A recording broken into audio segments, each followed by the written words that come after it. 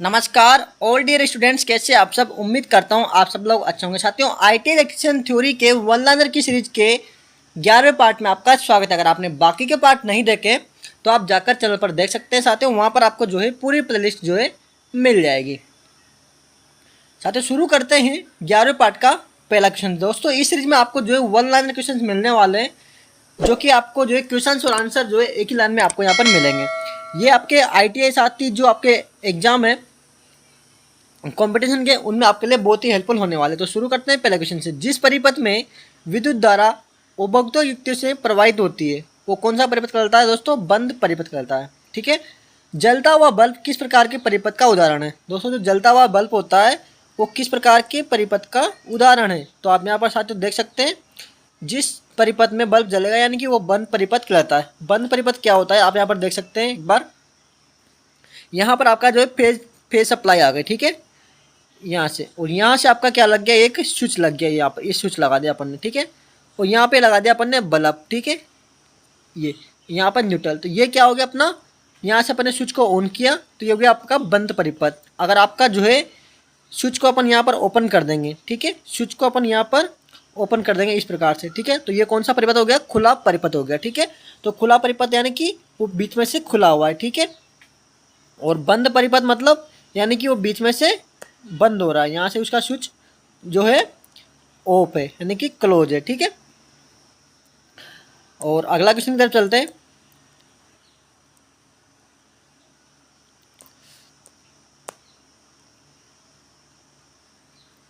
किस प्रकार के परिपथ में विद्युत धारा प्रवाहित नहीं होती, यानी कि खुला परिपथ में? ठीक है, खुला परिपथ में विद्युत धारा प्रवाहित नहीं होती।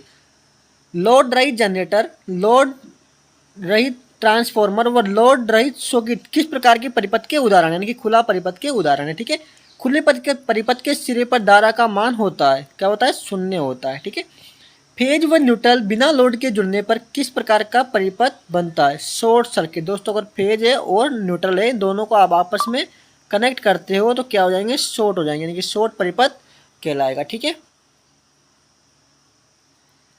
Next question.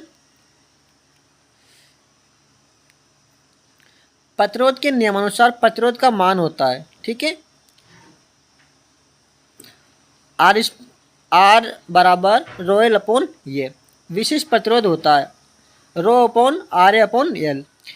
प्रतिरोध का मात्रक एवं प्रतिरोध क्या है? प्रतिरोध का मात्रक एवं प्रतीक, प्रतिरोध का मात्रक है ओम और प्रतीक है आर।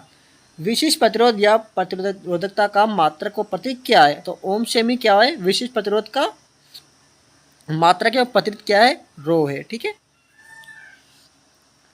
किसी चालक पदार्थ के प्रतिरोध मान में 1 डिग्री सेंटीग्रेड तापमान परिवर्तन होने से होने वाली कमी या वृद्धि क्या कहलाती है? ताप गुणांक कहलाती है। विद्युत धारा के प्रवाह में सुगमता प्रदान करने वाला पदार्थ गुण क्या कहलाता है? दोस्तों, चालकता कहलाता है।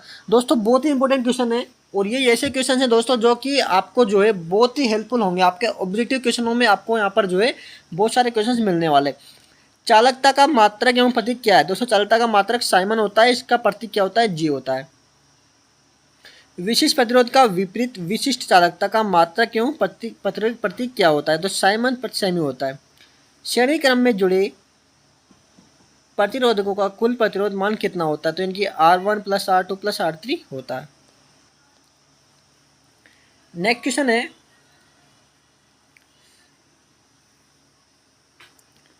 श्रेणी क्रम में जुड़े प्रतिरोध यदि समान मान के है तो कुल प्रतिरोध का मान क्या होगा? N/R। ठीक है, यानी कि जितने मान के प्रतिरोध है वो समान मान के तो उसके गुणा कर देंगे। ठीक है, कितने रेजिस्टेंस है आपके पास। ठीक है, समांतर क्रम में जुड़े प्रतिरोधों का कुल प्रतिरोध ज्ञात करने का सूत्र R/RT बराबर 1/R1 + 1/R2 + RT होता है। ठीक है, समांतर क्रम में जुड़े प्रतिरोध समान मान के प्रतिरोधों का कुल प्रतिरोध क्या होगा? दोस्तों, अगर समान मान के है तो R/N वहाँ पर कर देंगे। श्रेणी क्रम में जुड़े प्रतिरोधकों का कुल प्रतिरोध मान अधिकतम मान वाले प्रतिरोधक के मान से क्या होता है? तो अधिक होगा। ठीक है, कैसे होगा? मान लो दोस्तों, यहाँ पर श्रेणी क्रम में रेजिस्टेंस जुड़े हुए हैं 1 2 3 4। ठीक है, यहाँ पर 4 है, यहाँ पर 5 है, यहाँ पर 4 है, यहाँ पर 2 है, तो आपका 5 तो होगा ही होगा। बाकी इसमें तीनों भी जुड़ेंगे तो सबसे ज़्यादा होगा, उससे ज़्यादा ही होगा। ठीक है, समांतर क्रम में जुड़े प्रतिरोधकों का कुल प्रतिरोध मान न्यूनतम मान वाले प्रतिरोधक के मान से क्या होता है? कम होता है। दोस्तों, यहाँ पर क्या होता है? 1/2 हो गया, 1/4 हो गया, 1/2 हो गया, 1/2 हो गया, 1/10 हो गया। तो यहाँ पर जो होगा सबसे कम का आधा होगा, ठीक है, जो सबसे कम होगा ना उसका आधा होगा।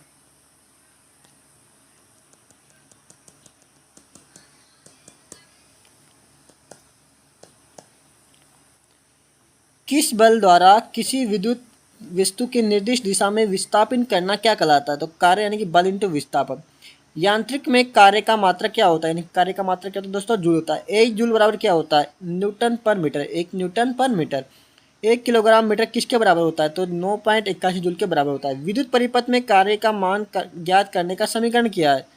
तो वाट बराबर V into I into T, ठीक है। नेक्स्ट क्वेश्चन है, विद्युत परिपथ में कार्य का मान ज्ञात करने का समीकरण क्या है? W बराबर V into I into T. कार्य करने की दर क्या कहलाती है? शक्ति कहलाती है, ठीक है। शक्ति को पीछे दर्शाते हैं, ठीक है। मीट्रिक यानी कि MKS प्रणाली में शक्ति का मात्रक क्या होता है? जूल पर सेकंड होता है। 1 जूल पर सेकंड बराबर कितना होता है? 1 न्यूटन पर सेकंड होता है, ठीक है।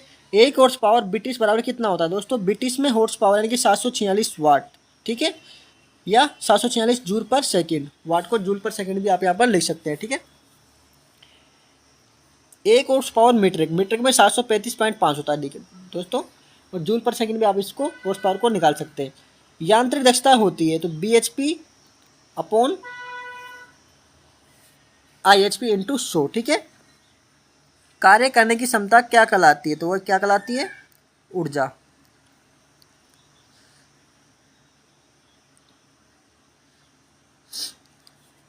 ऊर्जा का यांत्रिक मात्रक क्या होता है? ठीक है, जूल होता है। स्टैटिक ऊर्जा का मान ज्ञात करने का सूत्र क्या है? MGS, ठीक है। नेक्स्ट क्वेश्चन है, 1 किलोवाट हावर बराबर होता है 33 इंटू 10⁻³ जूल के बराबर।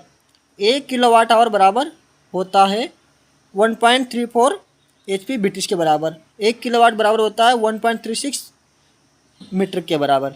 उसमें ऊर्जा होती है, उसमें ऊर्जा क्या होती है? H बराबर I²RT जूल के बराबर। 1 जूल बराबर होता है वाट सेकेंड के। 1 कैलोरी बराबर होती है 4.18 जूल के। 1 किलो कैलोरी बराबर होती है 4180 जूल के। किरचॉफ के धारा नियमानुसार क्या होता है? धारा बराबर होती है 0 के, ठीक है। आने वाली धारा और जाने वाली धारा की बराबर होती है किरचॉफ के दूसरे नियम के, वोल्टेज नियम के अनुसार। और जहाँ पर धारा आके मिलती है वहाँ पर होती है वो सभी आने वाली धारा और आने वाली धाराओं का बीजगणित क्या योग क्या होता है? 0 होता है। व्हीटस्टोन ब्रिज में क्या होता है? P/Q बराबर R/S होता है, ठीक है। अज्ञात मान के प्रतिरोध मान ज्ञात करने के लिए प्रयोग किया जाता है। क्या किया जाता है? Wheatstone bridge. बस बार में प्रयोग में ली जाने वाली वस्तु कौन सी होती है? तो वो क्या होती है? तांबा होती है।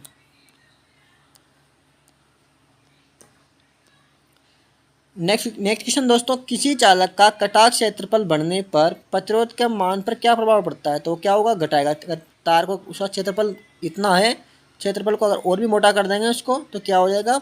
रेजिस्टेंस क्या होगा आपका? कम हो जाएगा।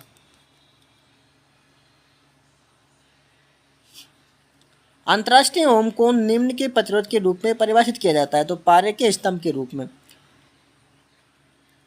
इलेक्ट्रॉन को गतिमान करने के लिए आवश्यक है विद्युत वाहक बल। तापमान बढ़ने पर धात्विक प्रतिरोध के प्रतिरोध मान पर क्या प्रभाव पड़ता है? वो क्या करेगा? बढ़ेगा। चालू परिपथ में वोल्टमीटर को अलग कर देने पर परिपथ पर क्या प्रभाव पड़ेगा? कोई प्रभाव नहीं पड़ेगा क्योंकि वो क्या करता है? समानांतर में उसको जोड़ा जाता है। नमी के कारण अचालक पदार्थों का प्रतिरोध मान पर क्या प्रभाव पड़ता है? तो घटेगा। अगला क्वेश्चन है, शॉर्ट सर्किट में विद्युत धारा प्रवाह का मान होता है वो क्या होता है? अनंत होता है। जटिल परिपथों में धारा व वोल्टेज की गणना किसके नियमानुसार होती है? किरचॉफ के नियम के अनुसार। डीसी परिपथों में वोल्टेज को घटाने के लिए किसका प्रयोग करते हैं? तो प्रतिरोधकों का प्रयोग करते हैं। जूल के नियमानुसार विद्युत धारा द्वारा पैदा होने वाली ऊष्मा का मान क्या होता है? H बराबर I²RT जूल। किरचॉफ के वोल्टेज नियमानुसार होता है E बराबर IR। टंगस्टन फिलामेंट लैंप के रेजिस्टेंस पर वोल्टेज बढ़ने पर क्या प्रभाव पड़ता है?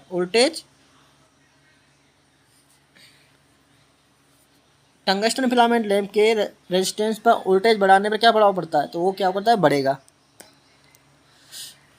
नेक्स्ट क्वेश्चन है,